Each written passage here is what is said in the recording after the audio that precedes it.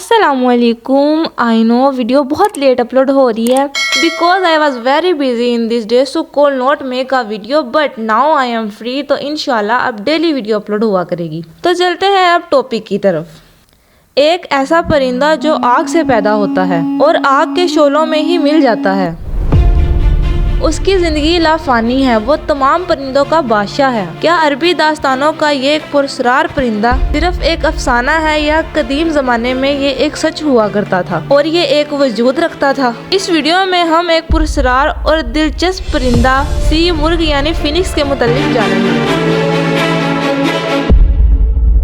दुनिया में बहुत सी अक़साम के परिंदे मौजूद हैं जो कि कायनात की इस खूबसूरती में चार चांद लगाते हैं, लेकिन इनमें एक परिंदा ऐसा है जो अपनी हैरान कुन और खुसूसियत की वजह से सदियों से ज़ेरे बहस रहा है, जिसे सी मुर्ग या फिनिक्स कहते हैं। लोग इसे फायर बर्ड के नाम से भी जानते हैं। अरबी या फारसी में इसे अनका या कुकनुस कहते हैं। आर्या लोग इसे अमर पक्षी और तुर्की इसे तरगल या हुमा कहते हैं। ये परिंदा अपनी गैर मामूली लंबी उम्र की वजह से मशहूर है। दरअसल इसकी जिंदगी लाफानी या ना खत्म होने वाली कही जा सकती है। इस परिंदे के बारे में ये मशहूर है कि ये 500 या 600 साल जिंदा रहकर खुद को जला देता है और खत्म कर देता है, फिर उसकी राख से उसकी नई नस्ल का परिंदा जन्म लेता है। इस परिंदे के मुतालिक हर तहजीब या कौम में मुख्तलिफ कहानियाँ मौजूद हैं, वह कोई चीन हो, फारिस हो, भारत हो या अरब हो। मौरखीन के मुताबिक सी मुर्ग पहले अरब के इलाकों में पाया जाता था। अरब के ऊंचे और वीरान पहाड़ों में इसका बसेरा मौजूद था। ये परिंदे कोहे काफ में रहते थे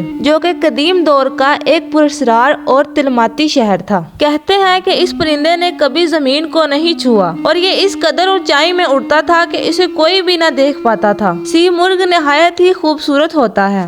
इसके पर जामनी रंग के और दुम नीली, सब्ज और सुर्ख होती है। ये देखने में किसी बड़े अकाब के मायनी होता है। सी मुर्ग दुनिया के तमाम अलूम से वाकिफियत भी रखता है और ये बहुत वफादार होता है। 5वीं कवल मसीह में हेरोडोटस ने लिखा था, अरबी लोग एक ऐसे परिंदे पर यकीन रखते हैं जिसे मैंने सिर्फ तस्वीरों में देखा है और ये हर 500 साल के बाद खुद को जलाकर एक नया जन्म लेता है। सी मुर्ग के आंसू बीमारियों के इलाज के लिए यूज होते हैं और उनके आंसुओं में बहुत सी मर्ज की शिफा रखी गई है। इस्लामी तसव्वुर में सी मुर्ग को एक अहम मुकाम हासिल है और सूफिया कराम ने इस परिंदे को अपना मौज़े कलाम बनाया है। लिहाजा ईरान के मशहूर सूफी बुजुर्ग ख्वाजा फरीदुद्दीन कद्दार ने अपनी किताब मुंतखब तैर में सी मुर्ग का जिक्र किया है। इस किताब में एक दिलचस्प हकायक मौजूद है जिसके मुताबिक एक दफा दुनिया के तमाम परिंदे और हर नस्ल की अक़साम और चरिंद परिंद एक जगह इकट्ठे हुए। सब ने कहा कि जमाने में कोई ऐसा मुल्क नहीं जो बादशाह से खाली है, लेकिन हमारी कौम का कोई बादशाह मुकर्रर नहीं, लिहाजा हमें राय मशवरा करके एक बादशाह मुकर्रर करना चाहिए। चनाचा तमाम परिंदे सर जोड़ कर बैठ गए और इस मीटिंग का आगाज हुआ।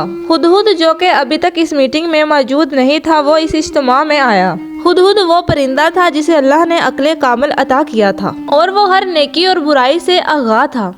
हुदहुद ने कहा, ए परिंदों की जमात, बेशक मैं पैगामे रसा भी हूँ और गैब की बातें भी बताता हूँ। मेरे पास कुदरत के असरार भी मौजूद हैं। मैं हजरत सुलेमान अलैहिस्सलाम के साथ रह चुका हूँ और उनके साथ हम कलाम होने का शर्फ हासिल है। मैं तुम सब में से ज्यादा इज्जत और मकाम रखता हूँ। मैं कई वादियों, पहाड़ियों और बेयाबानी में रहा हूँ। मैं उस परिंदे को जानता हूँ जो हम सब का बादशाह है। अगर आप हजरत सुलेमान अलैहिस्सलाम और हुदहुद का वाक़या सुनना चाहते हैं तो इस पर डिटेल से मेरे चैनल पर वीडियो मौजूद है।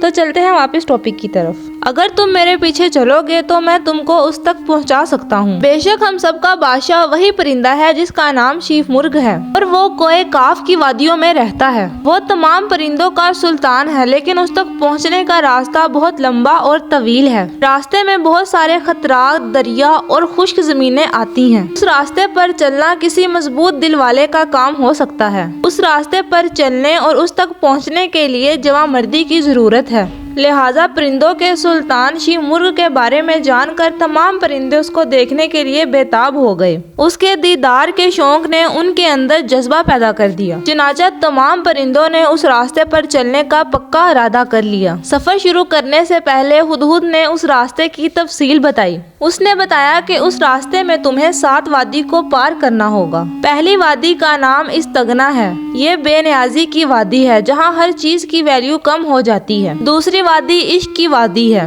اس وادی میں جو بھی جاتا ہے وہ آگ بن جاتا ہے۔ تیسری وادی طلب کی وادی ہے، اس وادی میں مشکلوں اور خطرات کا سامنا ہوتا ہے۔ چوتھی وادی معرفت ہے، اس وادی کے بے شمار راستے ہیں جہاں چلنے والا کھو جاتا ہے۔ پانچویں وادی توحید کی وادی ہے، اس وادی میں کثرت بھی وحدت نظر آتی ہے اور یہ راستہ ایک پیچیدہ راستہ ہے۔ چھٹی وادی حیرت کی وادی ہے، یہاں صرف درد اور حسرت ملتی ہے، یہاں ہر طرف افسوس ہی افسوس ہے۔ ساتویں اور آخری وادی جو فکر و فنا ہے، یہ وادی فراموشی اور بے ہوشی کی وادی ہے، یہاں پہنچنے والا دیوانہ ہو جاتا ہے اور گم ہو کر رہ جاتا ہے۔ پرندوں نے سفر کا آغاز کیا۔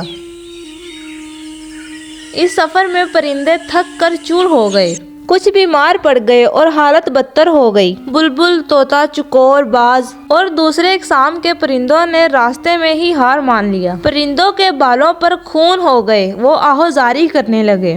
انہوں نے ایسا رستہ دیکھا جس کی کوئی انتہا نہ تھی، ایسا درد دیکھا جس کی کوئی دوا نہ تھی۔ ان کی کمر ٹوٹ گئی، ہزاروں درد برداشت کرنے کی وجہ سے کچھ رستے میں ہی مر گئے اور باقی جو بچے انہوں نے ہدہد سے کہا کہ مشکل وادی کو پار نہیں کر سکتے، لہٰذا ہدہد نے ان وادیوں کے درمیان ایک جگہ پر پڑاؤ ڈالا اور تمام پرندوں کو جمع کیا۔ ہدہد نے کہا، میں نے تم سے پہلے ہی کہا تھا کہ شی مرغ تک پہنچنا اتنا آسان کام نہیں ہے، لیکن تم مجھے اپنا رہبر مانو اور میرے پیچھے چلتے رہو اور ان مشکلات کا ڈٹ کر سامنا کرو۔ یاد رکھو، اگر تم لوگ دنیا اور آخرت میں لافانی ہونا چاہتے ہو تو تمہیں اس بادشاہ تک پہنچنا ہوگا۔ اس کے پر کی ایک چھاؤں تمہاری تمام تکلیفوں کو دور کر دے گی اور تمہاری تکلیفیں دور کر دے گی۔ اے پرندوں کی جماعت، اس دنیا میں تمہیں تھوڑی ہی دیر رہنا ہے اور پھر تمہیں موت ضرور آئے گی، لہٰذا تم ایسے کیڑوں کے مرنے سے اچھا اپنے بادشاہ کے پاس چلے جاؤ اور وہاں جا کر شہید ہو جاؤ اور عزت سے مرو۔ ہدہد نے کہا کہ اس فانی دنیا کی محبت اپنے دلوں سے نکال دو، تمام خواہشات مٹا دو، اپنے دلوں کو پاک کرو، دنیا کی ہر چیز سے بے نیاز ہو جاؤ، حوصلے کو بلند کرو اور اس خیالی دنیا سے بیزار ہو جاؤ۔ پرندے پھر سے حوصلہ مند ہو گئے اور صف در صف، قطار در قطار ہدہد کے پیچھے چل پڑے۔ آخر کار پرندوں نے اس طویل لمبے راستے کو پار کر لیا۔ اس لمبے سفر میں صرف 30 پرندے یہاں تک پہنچ پائے۔ ان تمام وادیوں کو پار کر لینے کے بعد وہ کوہ کاف میں داخل ہوئے۔ جب اس کاف میں داخل ہونے کے بعد انہوں نے اپنے آپ کو دیکھا تو ان کے جسم پر بال موجود نہ تھے، ان کا جسم آگ میں جل رہا تھا۔ تمام پرندے فانی ہو گئے تھے، دراصل انہیں ایک نئی زندگی مل گئی تھی۔ انہیں کوہ کاف کی ایک اونچی چوٹی پر سی مرغ نظر آیا۔ جب وہ سی مرغ کے پاس گئے اور اسے غور سے دیکھا تو انہیں اس میں اور خود میں کوئی فرق نظر نہیں آیا۔ اس منزل تک پہنچ کر نہ ان کا کوئی خیبر رہا تھا اور نہ کوئی راستہ، وہ خود لافانی ہو گئے تھے، لہٰذا انہیں یہ معلوم ہو گیا کہ انہیں جس شی مرغ کی تلاش تھی وہ خود ہی ہیں۔ دراصل شی مرغ کے اس حقائق کے ضمن میں خواجہ فرید الدین عطار نے تصوف کا مکمل مقدمہ پیش کر دیا ہے، یعنی کس طرح ایک بندہ دنیاوی خواہشات، نفس پرستی، انا اور ہر چیز کو نیست و نابود کر دینے کے بعد تصور کی تمام منزلوں کو سر کر سکتا ہے، اور جب انسان تمام منزلیں طے کر لیتا ہے تو وہ فنا ہو جاتا ہے اور اسے معرفت مل جاتی ہے۔ آئی ہوپ کہ آپ کو اس ویڈیو کی کمپلیٹلی سمجھ آئی ہوگی اور آپ کو اس ویڈیو میں کچھ اچھا جاننے کو ملا ہوگا۔ تو اگر آپ کو ایسی ویڈیو میں انٹرسٹ ہے تو میرے چینل کو سبسکرائب کریں اور بیل آئیکن کو ضرور دبا دیا کریں تاکہ ایسی مزید ویڈیو کا نوٹیفیکیشن آپ کو ملتے رہیں، اور میری ویڈیو کو لائک کریں، شیئر کریں اپنے فرینڈ کے ساتھ اور ایک اچھا سا کمنٹ کر دیا کریں۔ تو thank you so much watching my video. تو ملتے ہیں نیکسٹ ویڈیو میں، تب تک کے لیے اللہ حافظ۔